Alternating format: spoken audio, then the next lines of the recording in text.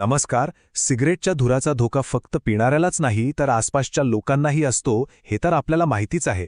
पण हा धोका नक्की किती आहे हे मोजण्याचा एखादा सोपा मार्ग असता तर आज आपण एका अशाच जबरदस्त चमकणाऱ्या तंत्रज्ञानाबद्दल बोलणार आहोत जे निकोटीनचा माग काढण्याची पद्धतच बदलून टाकतंय. मग इथे एक मोठा प्रश्न उभा राहतो की तंबाखूच्या संपर्कात आल्यामुळे होणारे जे छुपे परिणाम आहेत ते आपण अचूकपणे कसे मोजणार. म्हणजे घरात, कामाच्या ठिकाणी किंवा सार्वजनिक जागांवर आपण नकळतपणे किती निकोटीनच्या संपर्कात येतोय हे जाणून घेणं सध्या तरी खूपच अवघड आहे. आणि हेच एक मोठं आव्हान आहे. चला सगळ्यात आधी हे समजून घेऊया की सार्वजनिक आरोग्यासमोर हे आव्हान नेमकं आहे तरी काय. सध्या निकोटीन शोधण्याच्या पद्धतींमध्ये नेमकी अडचण येते कुठे. आता बघा, पारंपरिक पद्धती आणि आपल्याला हव्या असलेल्या आदर्श पद्धतींमध्ये ना जमीन आसमानाचा फरक आहे. सध्याच्या लॅबमधल्या चाचण्या खूप वेळ खातात, प्रचंड महागड्या आहेत आणि सगळ्यात महत्त्वाचं म्हणजे रक्ताचे नमुने घ्यावे लागतात, जे त्रासदायक असतं. याउलट आपल्याला गरज आहे अशा पद्धतींची ज्या एकदम फास्ट, स्वस्थ आणि पूर्णपणे वेदनारहित असतील.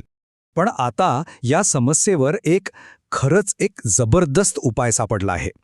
आणि हा शोध लावला आहे institute of nano science and टेक्नॉलॉजीच्या शास्त्रज्ञांनी. त्यांनी एक फ्ल्युरोसेंट टर्न ऑन सेन्सर विकसित केला आहे. आता सोप्या भाषेत सांगायचं तर हा असा सेन्सर आहे जो निकोटीनच्या संपर्कात येताच अक्षरशः चमकू लागतो. विचार करा, किती भारी कल्पना आहे ही. अच्छा, तर हा सेन्सर नक्की शोधता तरी काय. दोन मुख्य गोष्टी आहेत. एक म्हणजे निकोटीन, जे तंबाखूतलं एक हानिकारक आणि व्यसन लावणारं द्रव्य आहे, आणि दुसरं म्हणजे कोटिनिन. पण हे कोटिनिन इतकं महत्त्वाचं का आहे, नाही का? कारण असं आहे की जेव्हा निकोटीन शरीरात जातं तेव्हा त्याचं रूपांतर कोटिनिनमध्ये होतं. हा एक स्थिर बायोमार्कर आहे जो रक्त, लाळ आणि लघवीमध्ये सापडतो.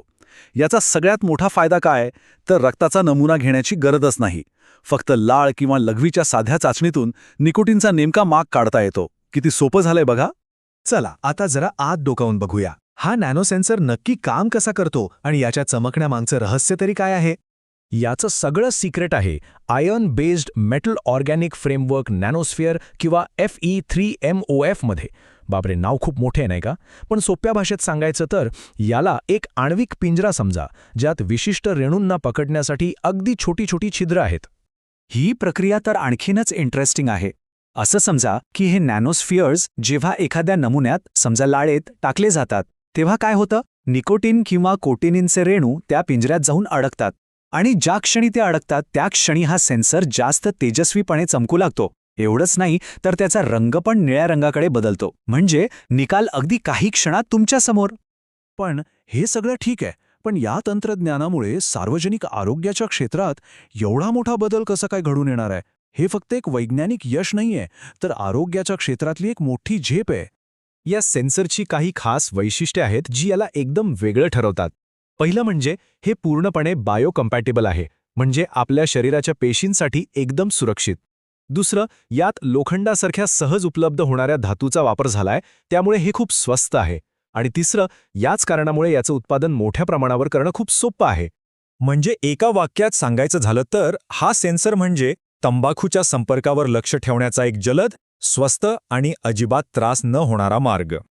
आता विचार करा, याचा वापर कुठे कुठे होऊ शकतो. आपल्या घरातील लहान मुलांवर पॅसिव्ह स्मोकिंगचा नकळतपणे किती परिणाम होतोय हे आता सहज तपासता येईल. जे लोक व्यसन सोडायचा प्रयत्न करत आहेत त्यांच्या प्रगतीवर लक्ष ठेवणं सोपं होईल. आणि मोठ्या स्तरावर तर सरकारला तंबाखू नियंत्रण धोरणं अधिक प्रभावीपणे राबवण्यासाठी एक मोठं शस्त्रच मिळेल. चला तर मग आता थोडं भविष्याकडे पाहूया. वैद्यकीय सेन्सर्सच्या दुनियेत हे तंत्रज्ञान पुढे जाऊन काय क्रांती घडवू शकतं. हे लक्षात घ्या की ही गोष्ट फक्त निकोटीनपुरतीच मर्यादित नाहीये. हा शोध म्हणजे खरं तर भविष्यातल्या अनेक बायोसेन्सर्ससाठी एक तयार आराखडा आहे, एक ब्लूप्रिंट आहे. कारण या यशामुळे आता इतर अनेक गंभीर आजारांशी संबंधित बायोमार्कर्स शोधण्यासाठी असेच सेन्सर्स बनवण्याचा मार्ग खुला झाला आहे. आणि जाता जाता एक विचार मनात येतोच की जर आपण निकोटीनसाठी एक असा चमकणारा सेन्सर बनवू शकतो तर विचार करा, भविष्यात आरोग्याशी संबंधित आणखी कोणते महत्त्वाचे घटक आपण अशाच सोप्या पद्धतीने शोधू शकू. याचं उत्तर भविष्यात दडलेलं आहे आणि ते नक्कीच रोमांचक असेल.